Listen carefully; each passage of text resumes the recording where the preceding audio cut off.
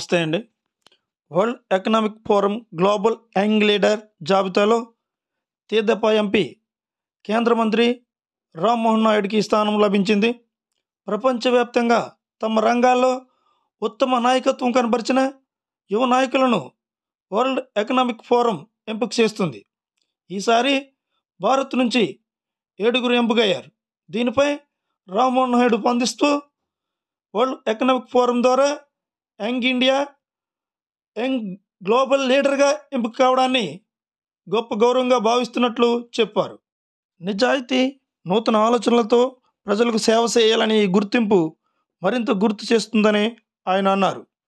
2014లో 20 ఏళ్లలో అతి చిన్న వయసులో పార్లమెంటు సభ్యుల్లో ఒకరిగా ఉన్న రామ్మోహన్ నాయుడు 2024 నుంచి ప్రధాని నరేంద్ర మోడీ మంత్రివర్గంలో కేబినెట్ మంత్రిగా బాధ్యతలు నిర్వహిస్తున్నారు. ఆయన నాయకత్వంలో పౌర విమానయాన శాఖ కొత్త పుంతలు తొక్కుతుంది. కేంద్ర పౌర విమానయాన శాఖ మంత్రి కె రామ్మోహన్ నాయుడును సీఎం చంద్రబాబు నాయుడు, మంత్రి నారా లోకేష్ గారు అభినందించారు.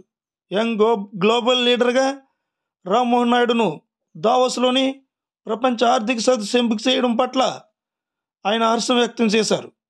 ఈ పురస్కారం భారతదేశానికి, తెలుగు జాతికి గర్వకారణమని పేర్కొన్నారు. వీడియో నచ్చినట్లయితే లైక్ చేయండి, షేర్ చేయండి, అలాగే సబ్స్క్రైబ్ చేయండి. లైక్ చేయడం వల్ల మా వీడియోని యూట్యూబ్ 10 మందికి చూపిస్తుంది.